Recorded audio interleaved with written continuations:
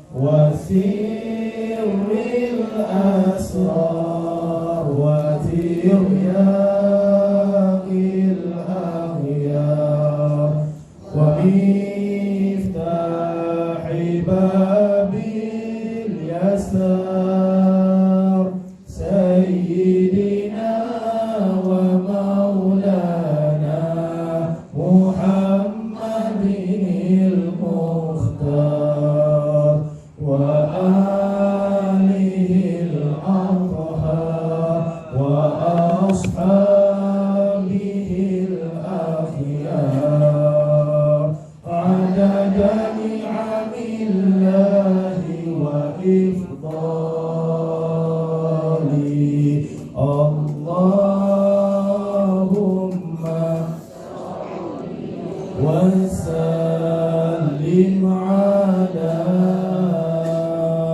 نور الأنوار وسير الأسرار وترياق الأغيار ومفتاح باب اليسار سيدنا ومولانا محمد وأصحابه الأخيار عدد نعم الله وإفضاله اللهم صل وسلم وبارك عليه وعلى آله. Baik abang, kakak, teman-teman yang dirahmati Allah Subhanahu Wa Taala, marilah sama-sama kita teruskan bacaan kita insya-Allah. Boleh insya-Allah. Kita sama-sama buka buku insya-Allah di muka surat 32 ya, muka surat 32 yang di mana kita sambung topik yang kita telah mulakan di Singapore Expo, yang di mana kita ada berkongsi bahawasanya kalau kita nak bersama dengan Rasul, kita kena banyakkan selawat kepada Rasul, kita kena memahami cinta Rasul, kita kena tahu latar belakang Nabi Muhammad sallallahu alaihi wasallam atau sirah sejarah Nabi sallallahu alaihi wasallam. Sekarang ni kita insya-Allah sambung bacaan di muka surat 32 ya, berkaitan sama juga iaitu indahnya bersama Rasul insya-Allah. Jadi silakan Dian insya-Allah. Tidak sempurna nikmat syurga tanpa Nabi bersama. Ada seorang hamba Allah yang soleh pernah ditanya, apakah yang menyebabkan kamu ingin sangat untuk masuk ke syurga? Maka dijawab, kerana di dalamnya ada Rasulullah SAW. Beginilah hebatnya kecintaan seorang mukmin kepada baginda sehingga melebihi dari segala makhluk. Setelah anda melihat sebelum ini berkenaan hebatnya kedudukan baginda SAW, yang mana ianya hanya sebahagian sahaja dari sifat mulia baginda, maka tentunya kita dapat merasakan sekarang bagaimana para sahabat ingin sekali bersama Rasulullah dalam semua keadaan, dalam keadaan senang atau susah, dalam keadaan gembira atau sedih, dalam keadaan berjaya atau gagal, dalam peperangan atau perdamaian, malahan ingin juga bersama baginda di syurga. Beginilah hebatnya kecintaan yang kuat kepada Rasulullah SAW. Inilah yang menyebabkan ramai para sahabat merasa sedih jika satu hari nanti apabila Nabi telah wafat, tidak lagi bersama mereka. Apakah yang perlu dilakukan supaya dapat lagi bersama baginda di akhirat? Sehinggalah ada sahabat yang datang bertanya kepada baginda, bagaimanakah untuk dapat bersama lagi jika baginda telah wafat? Maka datanglah jawapan dari Rasulullah sendiri tentang cara-caranya, serta memberitahu beberapa amalan yang akan menjadikan kita dapat bersama dengan baginda nanti di syurga. Ada juga jawapannya melalui Al-Quran Al-Karim. Ada juga hadis-hadis baginda yang mana secara tidak langsung juga membantu untuk dapat bersama baginda nanti di syurga. Maka pengumpulan jawapan-jawapan baginda inilah dan lain-lainnya perlu dikumpulkan dan dihuraikan maknanya agar mereka menjadi panduan pada penulis sendiri dan mereka yang benar-benar ingin bersama baginda di akhirat dan di syurga kelak. Maka ini pastinya menggembirakan setiap mukmin dan seluruh umatnya, yang mana ramai sekali mengharap untuk dapat bersama Rasulullah, sehingga ada hadis yang menyebut bahawa ramai sekali di kalangan umatnya setelah baginda wafat amat sangat ingin bertemu Rasulullah walaupun dengan menebus segala hartanya dan apa yang dimilikinya. Hadis ini akan dihuraikan nanti pada tajuknya. Sebelum kita melihat akan ayat-ayat Al-Quran dan hadis-hadis baginda tentang cara untuk dapat bersama baginda di syurga, mari kita lihat dahulu berkenaan golongan as-sabiqun al-muqarrabun yang disebut dalam Al-Quran, iaitu sebagai golongan yang tinggi darjatnya di akhirat kelak. Baik, terima kasih ya. Okey, alhamdulillah, ini adalah sebagai pembukaan bacaan kita pada hari ini, di mana para sahabat radhiyallahu anhum, mereka bukan hanya nak bersama dengan Rasul waktu senang sahaja. Mereka nak bersama dengan Rasul dalam apa jua keadaan sekalipun. Malah Nabi kita ni, Nabi Muhammad SAW, dia bukan bersama dengan sahabat bila mana mereka diperlukan sahaja. Ya, mereka tetap bersama dengan Rasul SAW, atau Rasulullah tetap bersama dengan mereka dalam apa jua keadaan sekalipun. Yalah, kita ni bukan Nabi, ya, kita bukan Nabi, tapi kita sedaya upaya mengikut jejak langkah Nabi SAW. Saya pernah selalu bicara dengan teman-teman saya di masjid. Saya kata contoh antara orang-orang kita punya penting dalam masjid adalah sukarelawan. Jadi saya kata kita bukan mencari mereka hanya ketika bila mana kita perlukan sahaja. Tapi kadang-kadang kalau kita dah lama tak dengar pasal mereka, dah lama tak dengar khabar pasal mereka dan sebagainya, mungkin kita boleh kontak mereka, kontak mereka, tanya khabar pada mereka, mereka ni macam mana, keadaan mereka macam mana dan sebagainya. Itulah menunjukkan sayangnya seseorang kepada saudaranya. Bukan hanya ketika mereka diperlukan sahaja, tapi di luar apa yang mereka perlukan, mereka pun mencarinya. Sebab kita selalu lihat, kita tanya diri kita, sahabat yang baik ialah sahabat yang bukan hanya dalam keadaan senang sahaja. Dia dalam keadaan senang ataupun susah, dia bersama dengan sahabat tersebut. Kalau kita ada orang tersebut, jagalah dia, kerana dia mencari kita bukan hanya dalam keadaan senang saja, ya. Dan orang ini, sahabat ni boleh jadi daripada kalangan ibu ayah kita, boleh jadi kalangan daripada suami isteri kita. Kita cari-cari jauh-jauh, tapi sebenarnya orang ni dekat dengan kita, ya. Kadang-kadang dia boleh jadi anak-anak kita. Dialah anak, dialah bapa, dialah mak, tapi dia juga adalah sahabat kita, ya, yang bersama-sama kita dalam keadaan apa jua keadaan sekalipun. Tapi sahabat yang baik bukan hanya sekadar senang susah saja, tapi bila mana dia ada melakukan kesalahan, adakah sahabat itu menegur? Adakah sahabat itu menegur? Nanti insya-Allah minggu depan ke 2 minggu depan akan datang, kita akan belajar pasal adab menegur. Perlu tegur tak seorang-seorang kalau buat salah? Perlu tegur. Tapi bagaimana kita nak tegur? Bila kita nak tegur? Bahasa apa yang kita nak tegur? Ya, contohnya itu memerlukan kepada effort, itu memerlukan kepada usaha, ya. Tapi itulah Nabi SAW. Nabi bukan hanya bersama dengan sahabat, ataupun sahabat bukan bersama dengan Nabi dalam satu ketika sahaja. Kadang-kadang kita tanya diri kita, macam mana yang kita nak dapat kasih sayang Allah Subhanahu Wa Taala? Barang siapa yang sayang Nabi, dia pasti akan disayangi oleh Allah. Dalam Al-Quran, Allah kata, "Qul in kuntum tuhibbunallah fattabi'uni yuhibbukumullah wa yaghfir lakum dhunubakum." That's the good word, Qul in kuntum. Katakanlah kepada mereka, tuhibbunallah, jika mereka ni mencari cinta Allah, mereka mencari mana cinta Allah. Macam mana aku nak dapat kasih sayang Allah Subhanahu Wa Taala?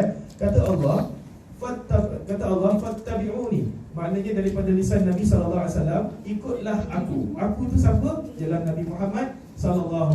Jadi kalau kita berusaha mencari cinta Allah, tak salah juga untuk kita mencari cinta Rasul SAW.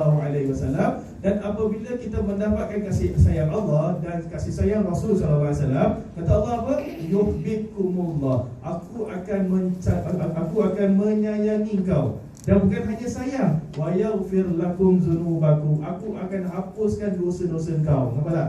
Jadi kalau kita nak cari Allah, kita cari dengan Nabi Muhammad SAW.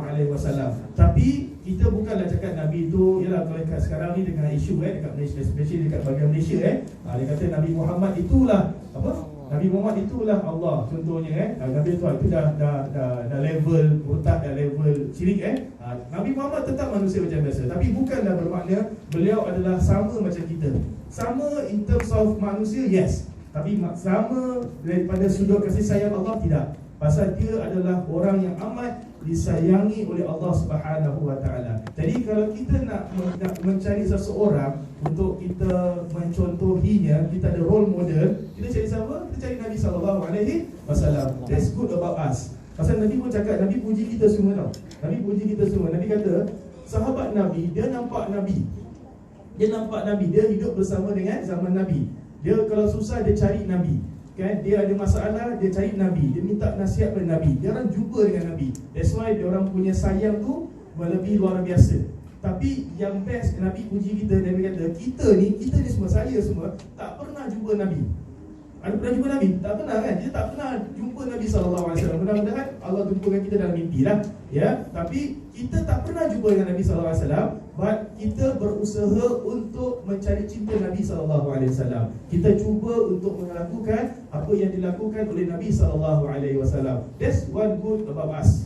Ya, maknanya Nabi puji kita, engkau adalah umat yang nampak aku. Sekarang ni aku tak puji orang-orang yang umat yang tak jumpa aku pun, yang tak nampak aku pun, tapi dia nak baca selawat pada aku, dia nak doakan aku, dia nak tahu cerita pasal aku dan sebagainya. Dan itulah yang Nabi SAW puji kepada kita. Dan kalau kita kata Allah ataupun kita cari Nabi SAW, sebenarnya siapa yang mencinta Nabi? Siapa yang mencinta Nabi SAW? Allah, kan? Allah. Dalam kita mencari cinta manusia, sebenarnya ada Tuhan yang maha pencinta, maha cinta, iaitu Allah Subhanahu Wa Taala. Kadang-kadang kita sayang orang ni, kan? Kita sayang orang ni yang baik sangat dengan kita, ya, yang buat baik dan tolong kita up and down, dia tolong kita. Apabila diambil nyawa dia, sedih tak? Sedih tak? Sedih lah, takkanlah tak sedih Ustaz, kan? Dia lah ni kan?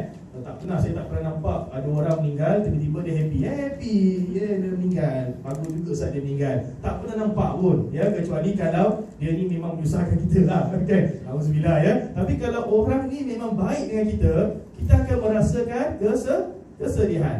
Saya baru-baru ni, kalau siapa-siapa yang perasan, timbul kat Facebook keluar satu ustaz namanya Ustaz Azhari Yaakob. Kalau saya cakap gini, kenal tak siapa?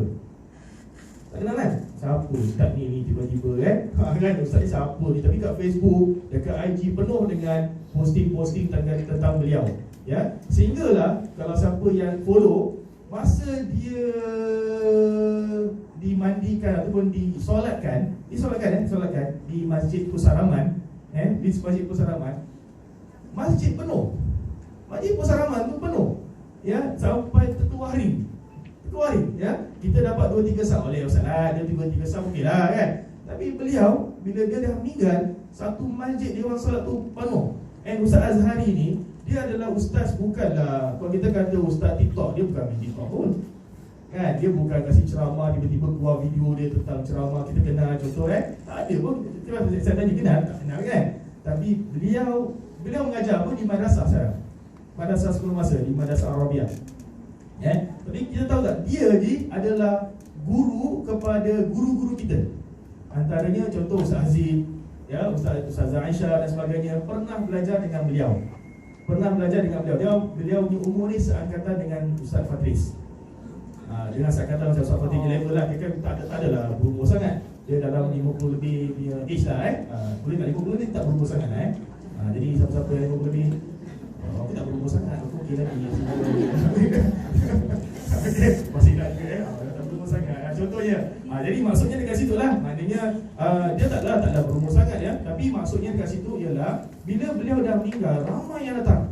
Lah ustaz, mungkin dia ustaz. Jadi saya kata dia bukan ustaz macam ustaz-ustaz yang kita kenal, tengok Facebook, tengok dia ada banyak follower dekat Facebook dan sebagainya. Tak ada orang follow dia pun. Yang follow semua kawan-kawan dia. Tapi yang datang masa pengurusan jenazah tu, solat jenazah tu, ialah kawan-kawan dia, anak murid dia, yang banyak yang terasa kesan dengan apa yang dia dah buat. Dan sebab kata Nabi SAW, yang dilihat adalah akhirnya, bukan awalnya tau, bukan hidup kita ni orang ramai orang suka, ini. Akhirnya macam mana akhirnya? Dia masih ingat arwah masa 2 minggu sebelum nikah tu, dia sihat walafiat datang ke Masjid Darussalam. Saya pun cakap, Ustaz apa khabar? Dia tak pernah mengajar saya rasa tak pernah mengajar saya. Tapi bila beliau datang, dia tegur saya. Saya kata dengan dia, saya masih ingat lagi kata-kata saya dengan akhir, Ustaz, kita ni geng lah Ustaz. Geng apa dia kata? Geng apa? Kita ni satu, you never walk alone. Sama-sama you never walk alone. Tiba-tiba pula orang saya tu baca kan. Saya kurang arwah pun nak jealous. Selek lah okay, saya kurang dengan arwah. Dia kata, Ustaz, kita ni sama tau Ustaz. Sama kat mana? Cakap satu je lah, kita kan never walk alone Ustaz. Sama-sama never walk alone. Lagi satu ni kita ada sakit yang sama Ustaz. Sakit apa sama-sama? Gout Ustaz. Gout. Kita pun lagi gout juga, something like that. Jadi dia ramah orangnya, dia baik orangnya dengan semua orang. Jadi the point saya nak bilang sini lah, Nabi SAW ataupun yang menciptakan Nabi SAW adalah Allah Subhanahu Wa Taala. Ya, dalam kita mencari cinta manusia, kita sayang dia, kita suka dia, kita memang selesa dengan dia, tapi satu hari dia akan pergi. Sehinggalah pada zaman Nabi SAW, bila Nabi wafat, sahabat-sahabat Abu Bakar cakap, kalau kau mencari Nabi dah meninggal lah. Kalau kau ikut Nabi dah meninggal lah, dah tak ada lah, kan? Tapi kalau kau ikut Allah tu kekal sampai bila-bila, kan? Allahu samad, lam yalid wa lam yulad wa lam yakul lahu kufuwan ahad. Allah itulah yang esa, Allah itulah yang tidak akan mati, ya, yang akan kekal selama-lamanya. Jadi kalau kita cari cinta pada manusia, satu hari dia akan pergi. Sayangnya suami pada isteri, satu hari dia akan pergi. Meninggal ke apa ke, dia akan pergi, ya. Sayangnya kita pada bapa dengan mak, satu hari dia akan pergi. So macam mana keadaan kita? Bagaimana kehidupan kita? How we want to move on? Bagaimana kita nak gerak terus? Pasal kita tak tahu bila kita nak mati, kan? Kalau kita tahu bila kita mati, okey lah, kan? Tapi kita tak tahu bila nak mati, kan? So bila kita cari cinta pada manusia itu akan pergi. Tapi kita mesti juga ingat bahawasanya sebalik sayangnya Nabi kepada kita, yang maha penyayang adalah Allah Subhanahu Wa Taala. Saya nak share satu ayat daripada surah Asy-Syura. Allah Subhanahu Wa Taala ada berfirman, ya, this is good word, this is good ayat. Alladzi khalaqani fahuwa yahdin. Tuhan yang menciptakan kita dan dia juga yang memberikan hidayah kepada kita. Dialah yang menunjukkan mana yang betul. Dia cipta kita, dia bukan cakap okey pandai-pandai hiduplah, tak. Dia yang mencipta kita, dia juga cakap okey inilah mana yang betul, mana yang salah. Dia yang tunjukkan itu, Wallazi huwa yut'imuni wa yasqin. Dialah yang memberikan makan, dialah yang memberikan minum. Okey, dialah memberikan makan, dialah yang memberikan minum. Pernah perasan tak? Pernah terjadi tak dalam hidup kita, tak pasal-pasal ada orang nak belanja kita? Pernah tak? Ada tak? Kalau tak ada, memang belum benar lah. Belum Allah tunjukkan dah, kan? Tapi kalau ada, kadang-kadang kita duduk diam, tiba-tiba orang datang kita kasih air, kasih makan, kasih minum, kan? Kita nak ambil tak? Memang kita ni memang muka apa selalu, kan? Orang kasih makan, ambil aja, kan? Kau pun nak cari besok, kan? Besok saya beberapa minggu kalau buka booth dekat masjid hari Jumaat, satu meja makan per, kat Zawai tahu, satu meja per, satu meja jual barang nak kena beli, kan? Yang beli ni memang tak ada orang layan lah, semua pergi tempat per ni. Free, ambil, kan? Yang beli tak ada orang layan. Tahulah muka Ustaz Arun kat situ pun, tak ada orang layan aku. Kau muka free juga dah ambil, contohnya, kan? Biasalah manusia, tak orang tak kita, kan? Orang nak kasi rezeki, orang nak tumpang rezeki, orang nak kongsi rezekinya kita ambil lah, tak ada masalah pun, kan? Tapi yang penting, bila nak ambil tu berpada-pada. Itu yang saya kata tadi, ya. Tengok orang belakang, kan? Jangan main ambil je, semua ni nak. Ni ambil, aku nak ni. Tengok orang belakang je, kan? Jadi ingat, Allah Subhanahu Wa Taala yang memberikan kita rezeki, berikan kita makan dan memberikan kita minum. Wa idza maridtu fa huwa yashfi. Kita sakit, siapa yang kasi sembuh? Allah. Kan? Kita sakit, Allah yang kasi sakit pada kita, and Allah juga yang akan sembuhkan penyakit-penyakit kita. Apa tak? Dan yang terakhir, wallazi yumituni thumma yuhyi. Dialah yang matikan kita dan dialah yang akan hidupkan kita. Bila kita mati, Ustaz? Sekarang kita hidup. Lepas kita hidup nanti, kita satu hari kita akan mati. Bila kita mati? Wallahu a'lam, kan? Hari ni berbual, esok lusa meninggal, kita tahu. That's why jangan buat benda yang tak betul. Dan buat benda yang betul. Pasal kita tak tahu di sebalik kata-kata kita tu, itulah kata-kata kita yang terakhir. Takut-takut kata-kata akhir tu kata yang baik tak apa juga. Baru dia cakap dengan aku jumpa kau kat syurga. Okey juga, kan? Arwah masa dia dah meninggal tu, benda-benda baik ditimbulkan. Kan memang disunahkan, kan, timbulkan perkara-perkara yang baik, kan. Kawan-kawan dia share kat dalam Facebook.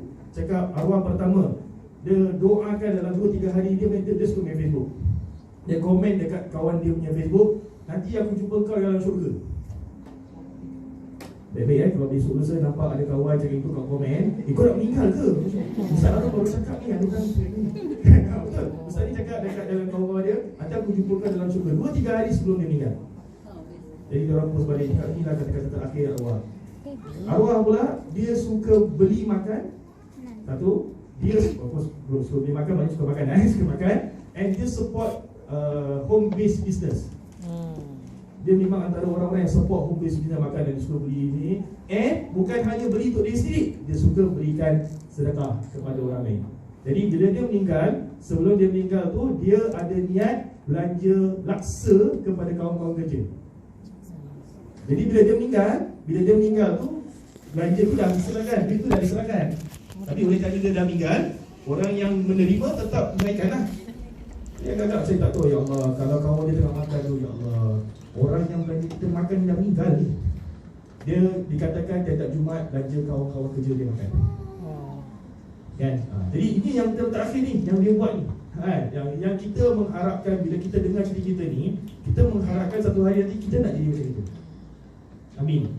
Kita nak jadi macam itu. Kita nak the last word daripada kita bukan hinaan, cercaan, makian, kasih kata perkataan-perkataan yang tak baik. That's why kita nak belajar ni. Kita nak belajar pasal akhlak yang dijamin syurga oleh yang indahnya bersama Rasul. Kita nak bersama dengan Rasulullah SAW, kita nak kena ikutlah apa yang dilakukan oleh Nabi SAW. Jadi cerita-cerita ni kita nak kena ikutkan. That's why kalau bila orang meninggal, sebutkan benda yang baik. Benda yang tak baik macam mana Ustaz? Ada satu soalan, dia kata Ustaz, arwah ni dia memang tak boleh tolong Ustaz, minta maaf. Dia memang tak boleh tolong. So sekarang bila dia dah meninggal, boleh tak ditunjukkan gambar-gambar dia dalam ni? Pasal dia memang tak boleh tolong lah. Kalau dia boleh tolong, okey lah kan. Kalau dia kadang-kadang dia dah berhijrah kan, tolong yang gambar-gambar lama ni kita simpan lah. Sekarang ni memang dia tak boleh tolong. Memang dia tak boleh tolong. So bila dia dah meninggal, boleh tak kita kongsi gambar dia dekat social media? Pada saya kata jangan. Walaupun dia sendiri yang memang tak boleh tolong, waktu hidupnya, sekarang dia dah pergi. Dan dia akan dihitung oleh Allah Subhanahu Wa Taala. Yang kita harapkan sekarang ialah kita bantu dia. Kita sebagai kawan kan, kita bantu dia. Dia tak payah share gambar-gambar yang lama-lama yang zaman-zaman dulu dan sebagainya. Kita jangan berhati-hati. That's why saya kat Facebook ni dia ada memori kan. Dia ada memori. So memori ni ada memori yang baik, ada memori yang kurang baik. So bila memori kurang baik ni, tak payahlah buka, tak payahlah share kan. Tak baik tu maksudnya bukanlah buat dosa, tapi maksudnya mungkin dia tak boleh tolong ke, dia tengok pakai skirt ke. Lagi-lagi kalau dia caption, ingat zaman dulu. Jangan buat nak bangga sangat zaman dulu apa kan. Saya selalu cakap kan, kalau ada gambar lama, nak buat apa gambar lama tu? Simpan. Simpan, jangan tayangkan. Kalau mungkin lah, inilah Ustaz, suami saya suka Ustaz, zaman dulu Ustaz, Masya Allah rambut saya botak. Ribbon kan.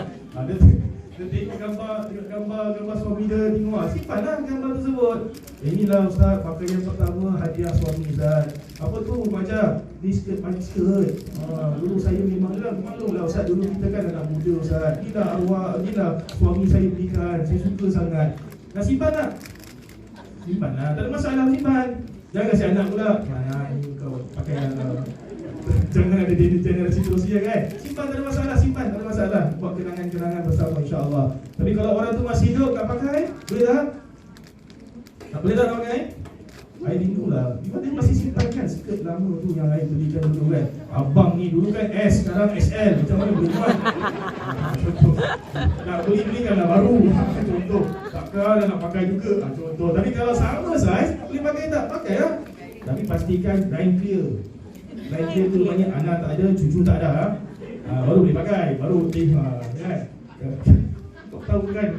Mana tahu dah ada cucu dah level ini, dia datuk kenapa tu ini tak ada taste ke? Ada taste juga jadi kalau mereka ada anak dan cucu, jangan. Jadi kalau tak ada rumah tu, okey pakai. Kau cantik tak bang? Cantik. Okey lah. Kalau itulah perkara yang menambahkan kasih sayang di duit. Sebab saya ada isteri jumpa dengan saya, Ustaz, suami suruh saya kalakan rambut lah Ustaz. Boleh tak Ustaz? Macam cakap kalau suami cakap, you punya rambut Allahu Akbar. Ini suami cakap lah, bukan suami sini, suami lain. Bukan kakak orang lain. Kan? Ada suami cakap apa? Ya Allah Ustaz, saya baru tengok cerita ni Ustaz, Indonesia punya kan. Cita-cita bila tengoknya isteri macam sama gitu Ustaz. Masya Allah kan. Boleh tak kalau suami cakap, I minta lah, you kalau boleh talikan rambut, boleh tak? Boleh tak kan? Boleh tak, saya kena bayar. Asalkan you bayar, okey lah kan. Boleh tak untuk suami? Boleh tak? Boleh, tak ada masalah. Tapi I suka yang colour. Jadi tengok colour yang tertentu bang, jangan merepek-repek bang colour ya. Okey, let's go ni colour pun okey lah. Ada merah, ada hijau, ada kuning. Orang ingat rambut saya apa traffic light. Contohnya lah kan. Tapi colour yang kalau dia suruh colour rambut tak kisah. Tak ada masalah kan. Pasal kecantikan kita tunjukkan pada suami kan. Jadi itu yang diharapkan. Jadi jangan tanya soalan-soalan yang macam itu. Jadi boleh, tak ada masalah. Colour rambut tak ada masalah selagi mana dia bukan hitam. Selagi mana bukan hitam. Jadi kalau contohnya suami nak suruh colourkan rambut, cakap bang boleh tapi jangan hitam bang apa kan, tak suka hati kau lah kalau pink ke kan. Tiba-tiba hari ni buka, pink, insyaAllah. Esok tiba-tiba keluar purple, macam-macam colour ada dalam rambut. Dulu putih je, sekarang kena nak colour kan contohnya. Boleh untuk suami tak ada masalah ya.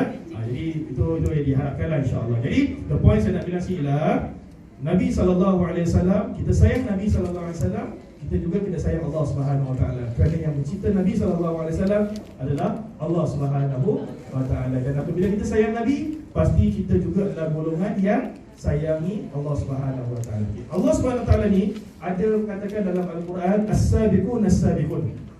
Saya bila baca penyerangan ni, saya kata this is great. Nanti insyaAllah kita sama-sama baca. Teruskan kita baca insyaAllah buku surat 36 insyaAllah. Golongan as-sabiqun al-muqarrabun di dalam Al-Quran. Siapakah mereka? InsyaAllah silakan. Mereka ini adalah golongan yang bersegera atau berlupa untuk mengerjakan amal soleh dan tidak suka membuang masa atau suka melakukan amalan kebaikan.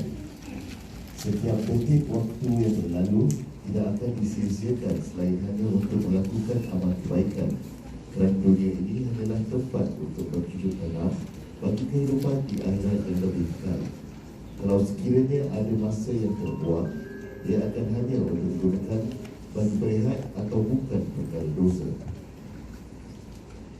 Barakat untuk bersegera dan berlupa dalam mengerjakan amal soleh ada disebutkan dalam Al-Quran. Firman Allah Ta'ala, fastabiqul khairat, maka bersegeralah dalam melaksanakan kebaikan. Firman Allah Ta'ala lagi, was-sabiqun as-sabiqun ulaikal muqarrabun, artinya dan orang yang paling dahulu beriman dan bersegera beramal, mereka lah yang paling dahulu masuk surga. Mereka itulah orang yang dekat kepada Allah. Begitu juga hadis Rasulullah SAW ketika baginda sedang menerangkan kepada para sahabat golongan yang masuk syurga tanpa dihisab, iaitu tanpa dikira-kira amalannya. Lalu bangun seorang sahabat yang bernama Ukashah meminta Nabi agar mendoakan dirinya bersama golongan tersebut. Baginda menjawab, kamu daripada golongan mereka. Kemudian bangun lagi sahabat yang lain meminta yang sama. Baginda menjawab, qad sabaqat kamu kasah, telah mendahului kamu Ukashah. Di sini jelas baginda mengingatkan agar bersegera dalam melakukan amal soleh dan tidak digalakkan untuk berlebihan kerana umur dan ajal tidak diketahui tidak. Baik, okey, terima kasih. Pertama, kita lihat ayat ini adalah as-sabiqun. Perkataan as-sabaq maknanya dia bersegera, yang terdahulu, maknanya dialah yang dahulu melakukan kebaikan. Dalam Al-Quran Allah kata fastabiqul khairat, berlumba-lumba dalam melakukan kebaikan. Okey, kita kadang-kadang nak melakukan kebaikan ni kita ni suka tangguh. Tak apalah, besok lusa boleh lah, tahun depan boleh lah dan sebagainya. Kebetulan sekarang ni kita masuk dalam bulan Muharram. Kita dalam bulan Muharram, bulan tahun baru Islam, bulan tahun Hijrah. Jadikanlah tahun baru ini sebagai titik permulaan untuk kita memulakan sesuatu langkah yang baik dalam kehidupan kita. Apa jua yang kita nak lakukan. Tapi kalau boleh buatlah sesuatu pembaharuan dalam kehidupan kita. Kalau dahulu kita tak solat, sekarang ni kita nak solat. Kalau dahulunya kita dah solat, kita dah tambah dengan solat sunat. Kalau dahulunya kita macam ini, kita jadi macam itu. Contohnya lah, apa-apa perubahan, apa-apa penambahan yang kita nak buat, kita buat. Ulama-ulama senantiasa mengajarkan kepada kita dua perkara. Satu ialah jangan menangguh-nangguh dalam melakukan kebaikan, kan? Kerana kita tak tahu besok lusa macam mana. Jadi kalau dah ada niat, teruskan. Betul, kami kadang-kadang bila cakap saya ni kan, kadang-kadang ada jemaah-jemaah yang marah saya. Dia kata, Ustaz, saya dah letak niat nak derma $5,000 pada Masjid Darussalam. Saya dah call masjid, suruh ambil dekat rumah. Ustaz tak datang-datang. Saya risau tau. Dia risau, dia marah dengan saya kan. Tapi saya kata, nantilah wajar, InsyaAllah saya minta maaf lah, InsyaAllah bila saya free, saya datang, amin, kan? Sampai ke tahap macam itu. Pasal dia dah tunaikan, dia dah ada niat, dia nak teruskan niat dia tak nak tinggal-tinggalkan lagi. That's why saya kata, kalau sekarang ini sampai siapa yang belum berkesempatan nak pergi ke umrah, contohnya kita tengok orang buat umrah, kita nak pergi umrah sama-sama, ya. Ada kelebihan, ada kewangan, ada kesihatan, pergi dulu. Sama ada kita dah ready ke belum, itulah ready asasnya. Asasnya ialah kita dah ada kelebihan, kita ada kesihatan, kita ada ilmu. Kita nak cari ilmu. Tapi ilmu tu pelan-pelan lah, kita cari pelan-pelan lah, cari lah, usaha lah kan. Jangan takut-takut, 3 lagi tahun lah, 4 tahun lagi lah, 5 tahun lagi lah dan sebagainya kan. Kerana kita tidak tahu sama ada dah sampai masa itu kita masih nyawa atau tidak, satu. Nombor 2, kalau ada nyawa, kita sihat atau tidak. Nah, that's why ada orang sekarang ni dia semangat, dia ada kemampuan. Dia cakap, ada agensi offer haji without tunggu visa. Tidak tunggu visa, ya, maknanya tak payah tunggu nombor. Kalau dia tak apply MUIS kan, tunggu nombor naik kan dan sebagainya kan. Sekarang Saudi ada mengeluarkan cara lain untuk ini dan sebagainya, dan ada syarikat nak mengambil tu. Saya tanya berapa harganya? 30,000. The double price of the normal haji. Tapi ada orang dia sanggup, pasal dia memang ada kemampuan, kan? Kalau dia kemampuan, okey lah, pergi lah, kan? Tak ada masalah pun. Kalau dia kata tak tunggu lagi lama, Ustaz, saya punya waiting sampai 2060. Sekarang ni saya okey lah, 30,000 saya ada lah, pergi. Tapi make sure 30,000 tu jangan berhutang. Jangan berhutang, jangan pinjam-pinjam orang, satu. Nombor 2, jangan abaikan tanggungjawab kita, kan? Disebabkan ada 30,000 dia cakap dengan isteri dia, cakap dengan anak-anak dia, bapa nak pergi ke haji. Okey pak, kita punya duit simpanan, tak apa, nanti Allah bagi kat korang. Bapak pergi dia, abang bapak kita kasih tu apa? Korang tunggu dia kat rumah, nanti Grab hantar. Tapi siapa nak bayar? Nanti insyaAllah orang bayar. Wah, dia punya yakin tu level lain macam kan? Tak boleh itu, kan? Tapi kalau dia lagi, kalau dekat rumah maaf kata ada kucing, kan? Ada apa?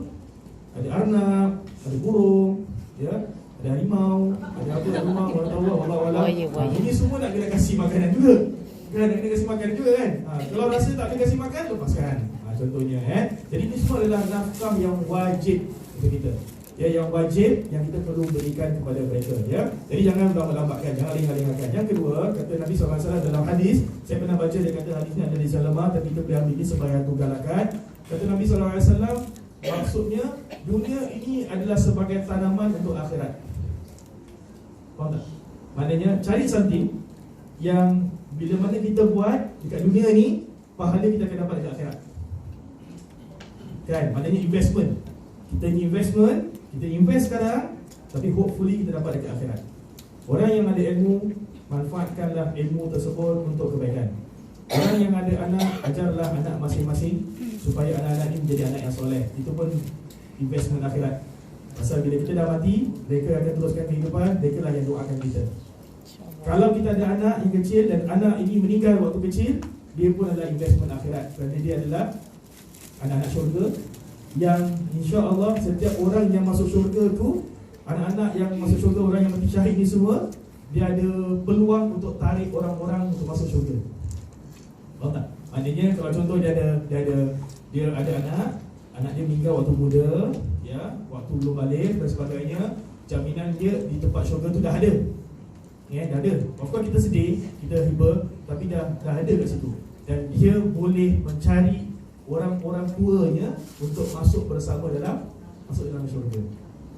Kalau kita ada kelebihan, kita tengok ada anak yatim, jaga anak yatim. Kita ada kelebihan, kita nak sponsor anak yatim belajar, sponsor anak yatim belajar. Kita ada kelebihan, kita nak sponsor orang belajar Al-Quran, kita belajar Al-Quran. Contohnya, ini semua adalah sebagai investment akhirat kita. Cari peluang tersebut. Kadang-kadang kita fikir-fikirkan, Ustaz saya ni retirement Ustaz, bila saya dah ni, saya nak buat investment ni, jadi umur 50 ke 60 saya dah relax, saya duit dah ada dan sebagainya kan. This is good, saya tak kata tak penting, bagus. Ada orang main insurans, main apa dan sebagainya kan, which is good. Tetapi pada masa pun juga fikirkanlah tentang akhirat kita juga. Gunakan mindset yang sama untuk akhirat. Apa yang boleh bawa aku dekat akhirat nanti, apa yang boleh bantu aku dekat akhirat lagi. Itu yang kita nak. Dalam hadis yang juga yang katakan, barang siapa yang mencari kelebihan di dunia, dekat akhirat, mencari kelebihan di akhirat, Allah akan memberikan kebaikan untuk dia di dunia dan di akhirat. Dan barang siapa yang mencari untuk dunia, jangan hanya dapatkan ini. So dalam Al-Quran kita biasa dengar kan, Rabbana atina fid dunya hasanah wa fil akhirati hasanah wa qina adzabannar. Allah memerintahkan kepada kita doa kebaikan dunia dan kebaikan dekat akhirat. Okay. Tapi dalam ayat Al-Quran, kalau siapa-siapa nak go through that ayat Quran, sebelum ayat itu ada lagi satu ayat, dia kata Rabbana atina fid dunya. Dia minta kebaikan di dunia saja. Allah kata apa? Wa ma lahu fil akhirah. Dia tak akan dapat apa-apa di akhirat. So dia minta dunia je. So kata Allah, mintalah dunia dan mintalah akhirat. Dan apa yang kita ada kat dunia ni mudah-mudahan menjadi asbab untuk kita dapat akhirat. Betul tak? Contohnya kita ada keluarga, kita ada suami, kita ada isteri, kita ada anak-anak. Jadikan ini sebagai sebab untuk akhirat kita. Bukan hanya di dunia, kita nak dunia kan, sebagai teman, sebagai penghias rumah tangga, sebagai apa-apa dan sebagainya, kegembiraan. Tapi pada masa juga kita jadikan ini sebagai kita punya simpanan yang kita boleh bawa dekat akhirat pula. Dia bukan kat akhirat je, ni kat akhirat, tapi kat dunia nak kena kasih juga kan, kena cukupkan juga keperluan kita kan. Tapi pada masa juga jadikan ini sebagai permulaan untuk akhirat. Okay, pada masa juga kalau kita lihat ayat ni, dia katakan bersegera. Sesuai perkataan as-sabiqun. Saya nak share bawah ni nanti insya-Allah Yan akan baca. Dia tak, kalau Yan agak sikit berat nak baca dia punya Arab, boleh baca ni. Tapi kalau nak baca tak ada masalah. Ini diambil daripada surah Al-Waqi'ah. Ayat ke bawah ni adalah surah Al-Waqi'ah. Saya nak kasih tips. Siapa yang rasa kesempitan wang, bagi siapa yang rasa macam sempit dah cukup, alamak asyik nak cukup dia kan, asyik nak rasa kecukupan dalam di dunia ini, nak merasakan kesenangan, kelapangan rezeki rezeki yang berkat dan sebagainya. Kadang-kadang ada orang gaji besar tapi tak berjalan apa-apa kan, ada orang gaji kecil happy kan, tapi yang kita nak adalah kebahagiaan dan kita nak kecukupan dalam apa yang kita dapat, keberkatan dalam apa yang kita dapat. Antara amalan yang dia boleh baca, yang dia boleh buat, bacalah surah Al-Waqi'ah. Tapi bukan ayat ni je, surah Al-Waqi'ah semuanya. Kata Nabi, amalkan surah Al-Waqi'ah. Saya macam awal Muharram saya ada kongsi, saya galakkan diri saya push diri saya sendiri, kalau boleh setiap hari jangan lepas daripada dua surah ini. Surah Al-Waqi'ah dan itu surah Al-Mulk. Al-Waqi'ah dengan Al-Mulk. Al-Waqi'ah dia cukupkan keperluan kita di dunia. Okay. Al-Mulk adalah untuk bantu kita dekat kubur kelak, dekat akhirat kelak. Jadi ini dua surah boleh baca. Waqi'ah tak silap saya kalau 60 ayat, 70 ayat tu tinggi je.